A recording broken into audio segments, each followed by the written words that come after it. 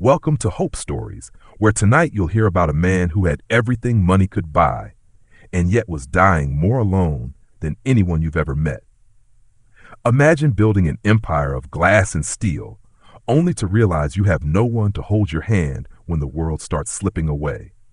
What happens when a dying billionaire's past mistakes collide with a chance to love again, and a secret from decades ago threatens to tear it all apart? This isn't just a story about wealth or loss. It's about second chances, redemption, and the heartbreaking choices that define what family really means. Stay with us, because what begins with rain on a lonely city street will lead to a twist that might change how you see love forever. The winter rain lashed against the glass like tiny knives, each drop echoing in the silence of the private room on the 19th floor of St. Mary's Memorial Hospital. Charles "Charlie" Matthews, once hailed as the king of New York real estate, lay propped against bleached white pillows, a tangle of IV lines and an oxygen cannula framing a face more bone than flesh. He had built towers that touched the clouds, bought entire city blocks, and filled his days with boardrooms and billion-dollar deals. Yet here, beneath the hum of machines, he was utterly alone. The tabloids called him ruthless. His rivals called him brilliant. No one called him dad. The diagnosis, stage 4 lung cancer, was no surprise. Decades of chain-smoking expensive cigars in Hampton's verandas had paved the way. What surprised him was the hollowness. His sister Marin had died in a car crash with their grandmother Grace years ago. The family name lived only on skyscrapers and glossy magazines. What was the point of dying surrounded by steel and glass if there was no one left to say goodbye? It was nearly midnight when Charlie noticed them, two tiny figures huddled under the awning of a shuttered pharmacy across the street. Through the rain-streaked window, he could just make out the trembling shoulders, the thin hoodie soaked through. Something in his chest twisted. Once, decades ago, he and Marin had huddled the same way outside Grace's crumbling house during a storm, waiting for help that never came.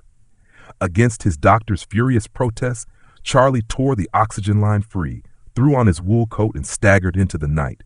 Every step a war. The city smelled of wet asphalt and desperation. When he reached the children, they flinched like stray cats. "I'm not here to hurt you," he rasped, his voice shredded. Up close, he saw their faces, a boy and a girl, maybe 8 or 9, pale from hunger, eyes too old for their years. "What's your name?" The boy hesitated. "Ethan," he said finally. "This is my sister, Isla." Their story spilled out in broken whispers: a mother dead from breast cancer, a father lost to alcohol and rage, nights spent dumpster diving behind fast food joints. Isla shivered violently. Ethan shielded her with his thin arms. Charlie felt an ache deeper than his failing lungs. That night, something inside him shifted. He could walk back into his sterile room and wait to die, or he could do one final thing that mattered. 2 weeks later, against all odds and endless legal wrangling, the Matthews estate in the Hamptons had 2 new residents. Ethan and Isla stood gaping at marble staircases and hand-carved banisters, but it wasn't the wealth that made them cry. It was the first warm bed, the first gentle hand brushing their hair, the first time anyone called them family. Charlie's life became a paradox of endings and beginnings. While his lungs betrayed him, his heart expanded. The Hamptons mansion, once a mausoleum of silence, now rang with laughter and the smell of fresh-baked cookies Grace once made. But beneath the joy, a storm gathered. Each cough rattled deeper. Each night, the fear in Ethan and Ila's eyes grew. He made promises he wasn't sure he could keep. Trips to Cape Cod, seeing the Northern Lights, being there when they graduated. And yet, for the first time, his empire of glass and steel felt like it had a soul. One December dawn, the crisis came. Charlie awoke drowning in his own breath. Sandra, his live-in nurse, called 911 as alarms screamed. Ethan clung to his hand, sobbing, while Isla whispered prayers to a God she barely knew. In that moment, Charlie realized he'd run out of time. With what strength remained, he summoned his lawyer and signed papers no one expected so soon. Not just guardianship, but a full adoption, trust that would outlive him, letters sealed for every milestone of their lives. When Ethan and Isla returned from the hospital chapel, he had a surprise for them. "From today," he whispered, "your names are Ethan Matthews and Isla Matthews. You are my children forever." The twist no one saw coming was not his impending death. That was inevitable, but what he revealed next. In a hoarse confession, Charlie told them of a secret will, leaving half his empire to a foundation for abandoned children, the very ones he'd once stepped over on Wall Street. He admitted he had an estranged son from a youthful fling who might contest everything, but he wasn't afraid. Love, he told Ethan and Isla, is the only legacy worth fighting for. Outside, the storm cleared. The sky blushed gold as if the world itself paused to witness this fragile, fierce redemption.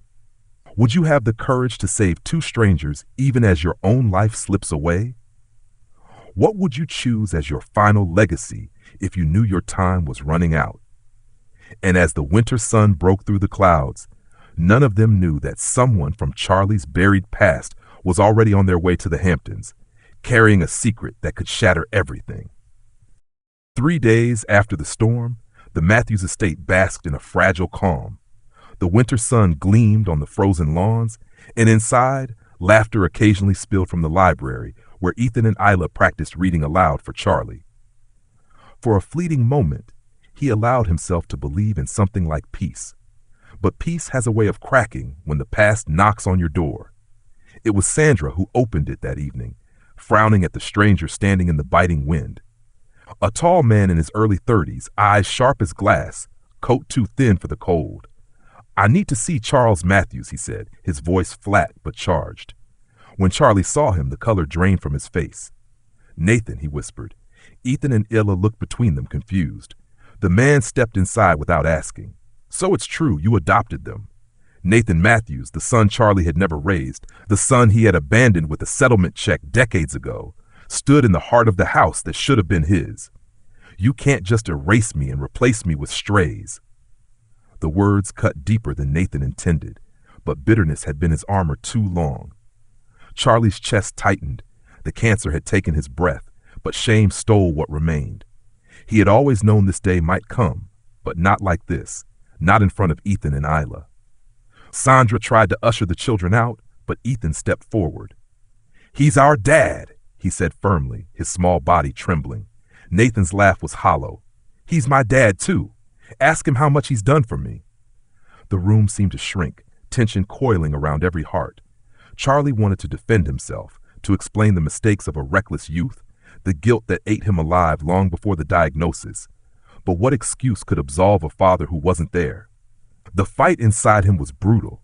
Protect Ethan and Isla's newfound security, or face Nathan's anger head on. Later that night, alone with Sandra by the fire, Charlie admitted what terrified him most. "I left Nathan because I was weak," he confessed, voice shaking. "I thought money could replace love. Now he's here, and I don't know if I'm strong enough to make it right before I die." Sandra touched his hand gently. "Redemption isn't clean, Charlie. It's messy and painful, but you have a chance now." Meanwhile, upstairs, Ethan whispered to Isla, "What if Nathan takes everything? What if we lose Dad?" Their fears hung in the dark, unspoken but heavy.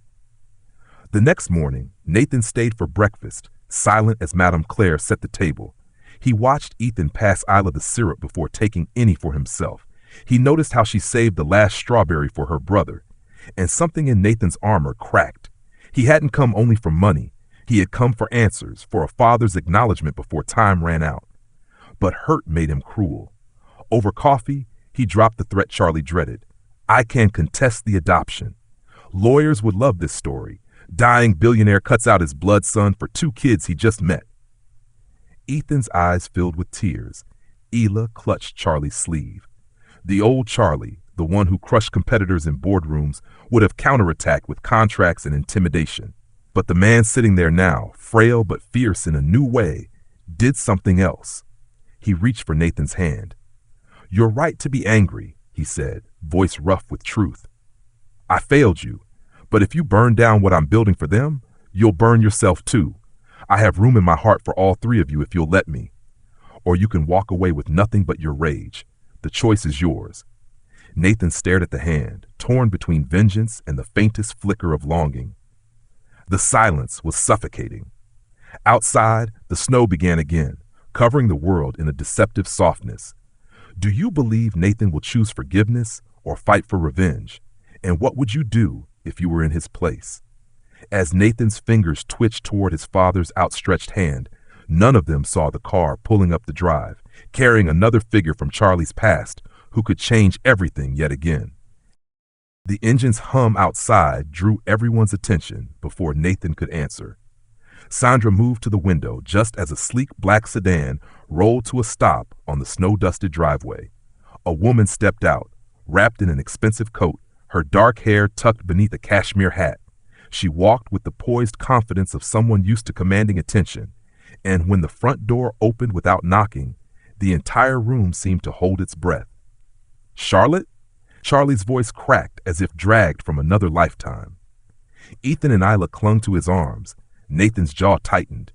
The woman removed her gloves deliberately, her eyes locked on Charlie. "It's been 27 years. You didn't think I'd find out?" Her voice carried a razor's edge. Charlotte Hayes, the mother Nathan barely remembered, the woman Charlie had left behind with a settlement and silence, stood in the heart of the Matthews estate, and her presence was like a ghost made flesh. "You show up now, when I'm dying?" Charlie rasped, guilt and defensiveness colliding in his chest. "You think I want your money?" Charlotte snapped. "I came for the truth before you vanish and rewrite history to suit yourself." Nathan looked at her, bewildered. "Mom?" She reached for him, but her hand trembled. "They said you adopted 2 children and left nothing for your blood. Is that true?" The question sliced the room apart. Ethan felt his stomach knot. Ela buried her face against Charlie. The old real estate titan inside him screamed to lawyer up, to hide behind legal shields. But the man who'd sat in the rain with 2 abandoned kids knew that wasn't enough. "It's true," he admitted, voice heavy. "But not because I love Nathan less. Because I have so little time, and I wanted to save someone like I failed to save him." Nathan flinched. Charlotte's eyes softened, almost imperceptibly, but her words were merciless. "You think charity erases abandonment? That adopting 2 lost kids buys your way into heaven?" The accusation burned because it held some truth. Charlie's heart pounded. For the first time since the diagnosis, death itself wasn't what frightened him. It was the thought of dying unforgiven. He looked at Nathan. "I can't fix the years I wasn't there, but I can face what I did. If you hate me, you have that right. If you want to fight me in court, do it, but don't punish them for my sins." Ethan and Isla's wide eyes brimmed with tears. Nathan's conflicted gaze flickered between his father and the children. Then Charlotte delivered the twist none of them expected. "You're not the only one dying, Charlie." The room froze. "Stage 3 ovarian cancer. Doctors give me 6 months. Her voice didn't tremble. It was cold, factual, almost defiant. Nathan turned to her in shock. Charlie felt the floor tilt. "I came because I didn't want Nathan to be alone when I go. And now I find him here, with you, and these children.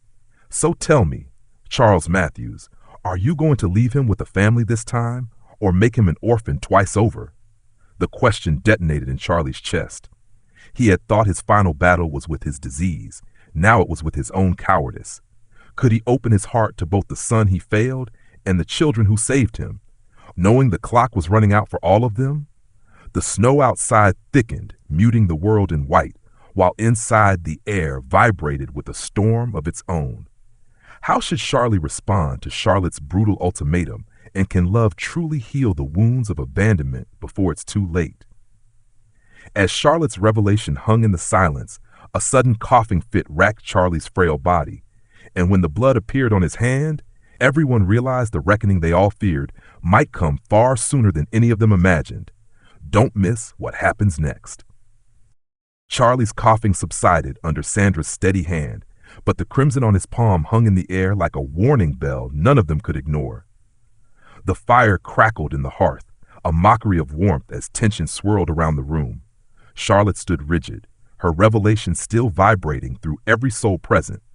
Nathan sat frozen, caught between old wounds and newfound confusion. Ethan and Isla clung to each other, sensing that the fragile world they'd just begun to trust could shatter again. Charlie's breathing steadied enough for him to speak, though his voice was thin and raw. "If we keep tearing each other apart, none of us will have anything left to save." His eyes swept the room, pleading. "Charlotte, Nathan, I've wronged you both, but don't let the past blind us to the chance we have right now." Charlotte's jaw tightened. "A chance? You gave up that chance when you walked away decades ago. You think a few weeks of generosity erases years of absence? Her words struck like hailstones. Nathan flinched. His entire life had been shaped by that absence, and yet for the first time, his anger trembled on the edge of grief. I don't know what hurts more, he admitted hoarsely, that you weren't there, or that you're finally here and leaving again. The confession cracked something inside Charlie, a deeper pain than cancer could inflict. He had spent years conquering markets and hiding behind power. Now he faced a battle no wealth could win, earning forgiveness. Before he could respond, a knock shattered the moment. Sandra opened the door to find a uniformed officer, his hat clutched in his hands, face grave. "Mr. Matthews, there's been an incident," he said carefully. "Your brother-in-law's attorney contacted us. There's a pending petition challenging your guardianship of Ethan and Isla." The words slammed into Charlie's chest. He didn't have a brother-in-law, not anymore. Marin's widower had vanished years ago. The officer hesitated. Their biological father has resurfaced. He's claiming he wants custody. The room erupted. Ethan gasped. Isla's small hands gripped Charlie's sleeve. "No," she whispered, panic rising. Nathan's face hardened. Charlotte's eyes narrowed. "After all he did to them, he abandoned them just like you abandoned Nathan," she said, the venom in her voice now tinged with bitter irony. Charlie's heart pounded. The moral calculus twisted in his chest. He'd sworn never to let the children be hurt again. But could a dying man fight a legal battle against their blood? Would the court see his failing body and decide against him? Inside him warred two truths. He had no legal right to keep them if their father fought hard enough, and he had no moral right to let them go back to a man who'd broken them. The coughing fit returned, but he waved Sandra off, summoning a flicker of the titan he once was. "If he wants them back for love, I'll bless him. But if this is about money or pride, I'll fight him with my last breath," Charlie said, eyes blazing despite his weakness. Nathan's voice cut in, quiet but firm. "Then you won't fight alone." For the first time, there was no sarcasm, no rage, just a son standing beside a father, perhaps ready to heal. Charlotte looked away, but her shoulders trembled. Outside, the snowstorm intensified, a white curtain sealing them in, as though the world itself was listening to their reckoning. Should Charlie risk his final days in a legal and emotional war to protect Ethan and Isla, or step aside for their biological father despite his violent past? As the wind howled and the children clung tighter to him, the sound of tires crunching on snow signaled a new arrival, one that would ignite a confrontation none of them were prepared for. Stay with us for what comes next. The headlights cut through the swirling snow as an old pickup skidded to a halt outside the Matthews estate. The front door swung open before anyone could move, and a man stumbled inside, bringing with him the bitter sting of winter and the stench of alcohol masked poorly by cologne. He was taller than Charlie expected, his face weathered, eyes glassy but sharp. "Those are my kids," he slurred, pointing a trembling finger at Ethan and Isla. The children froze. Isla whimpered, clutching Charlie's arm. Sandra instinctively stepped forward, blocking his path, but the man barked, "Don't touch me. I've got a right. The court will hear me out." His name was Dylan Carter, their biological father, and his sudden appearance tore open wounds that had barely begun to heal. Charlie's heart pounded, not from illness alone, but from the moral storm Dylan's arrival unleashed. Every protective instinct in him screamed to throw this man back into the snow. Yet deep inside he knew the law might side with blood over love. Dylan's voice dropped to a rasp. "I've changed. I've been sober 8 months. I want my family back." The words were desperate, but the smell of whiskey lingering on his breath betrayed him. Ethan's face hardened with a maturity beyond his years. "You left us hungry. You hit Mom. You hit me. Why now?" The boy's trembling voice silenced the room. Dylan flinched like the accusation was a bullet, then whispered, "Because no one gave me another chance. Until now. Let me try to make it right." Charlie felt the weight of 1,000 unspoken truths. He, too, had walked away from a child once. He, too, knew the gnawing shame of regret. Was he any different? The cancer made every breath a struggle, but this was the battle that could break him. Charlotte's voice cut in coldly. "You dare talk about second chances? You had years. They almost died on the streets while you drowned in a bottle." Nathan, standing silently until now, looked from his father to Dylan and back. Maybe everyone here needs a second chance, he said quietly, and the raw honesty in his tone shocked them all. Dylan sank into a chair, his bravado deflating. I don't want their money. I want their forgiveness. His voice cracked, exposing a broken man beneath the bluster. But the tension didn't ease. If anything, it deepened. What was best for Ethan and Isla? A dying billionaire's love that might end too soon? Or a flawed father's attempt at redemption that might collapse at any moment? Charlie's chest ached. The line between savior and hypocrite blurred. He thought of Nathan's words earlier, of Charlotte's pain, of the letters he'd written for milestones he might never witness. He had built walls of wealth, and now they crumbled under the simplest truth. Love meant letting go when needed, and holding on when it mattered most. Outside, the storm roared louder. Inside, the children clung tighter to Charlie's thin frame, as if they knew a choice loomed. Should Charlie fight with every last breath to keep Ethan and Isla, or risk trusting Dylan's claim of redemption for the sake of their future? As Dylan's tear-streaked face met Charlie's unflinching gaze, a sudden knock from the uniformed officer still waiting by the door promised news that could turn this fragile standoff into an all-out war. Don't miss what happens next. The officer stepped fully into the room, his voice careful but unflinching. Mr. Matthews, the family court has expedited the custody hearing due to your medical condition. The judge wants all parties present tomorrow morning. The announcement landed like a thunderclap. Dylan's eyes widened with fear. Charlotte's lips pressed into a thin line, and Nathan glanced at Charlie, as if silently asking how much more he could endure. Charlie closed his eyes for a moment, summoning strength from some hidden reservoir. Tomorrow. He might not even make it through the night, yet fate was forcing him into one final stand for the children who had reignited his heart. That night, the house was restless. Dylan sat alone in the kitchen, staring into a cup of cold coffee. Charlotte kept vigil by Nathan's side. Sandra tended to Charlie upstairs while Ethan and Isla clung to him as if letting go meant losing him forever. Dad, Ethan whispered in the dark, what if the judge makes us go? Charlie's breath rattled, but his voice held steady. Then you remember what I told you. Love is bigger than walls or papers. No one can take away what we've built together. Isla's tiny hand brushed his cheek. Will you be there tomorrow? Charlie swallowed the pain that flared in his chest, in every way that matters. By dawn, the snow had stopped, leaving a world washed clean and silent. At the courthouse, the judge listened patiently as attorneys argued. Dylan's lawyer spoke of blood rights, rehabilitation programs, the promise of a father trying to change. Charlie's counsel spoke of stability, trauma, and the deep bond formed between the dying billionaire and the abandoned twins. Halfway through, Charlie asked to speak. The courtroom fell still as he struggled to his feet, Sandra at his side. His voice was hoarse but unwavering. Your Honor, I have failed people I loved before. I left my own son once and spent decades hiding from that guilt. These two children gave me the courage to face my failures. They are my heart.